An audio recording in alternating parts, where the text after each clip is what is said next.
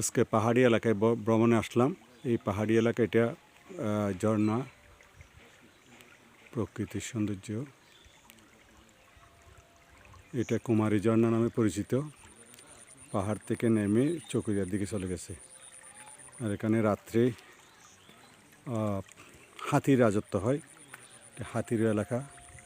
এই যে পাহাড় কেটে এখানে গর্ত করা হয়েছে, বালু বিক্রি করা হয় রাত্রে। সুরের কারবারে আছে। আর অন্যরা এখানে এই সৌন্দর্য উপভোগ করতে আসে। হাতির যে অভয়ারণ্য, বন্য পশুদের যে অভয়ারণ্য, সেগুলো নষ্ট করে দিচ্ছে মানুষ ঢুকে। এগুলা আসলে আমাদের যারা অভিভাবক, কর্তৃপক্ষ অথবা সরকার যাই বলি না কেন, একটু দিকে নজর দেওয়া উচিত বলে আমি মনে করি। যে পাহাড়ি এলাকা, এই যে পাহাড় ভেঙে এখান থেকে বালি বিক্রি করতেছে।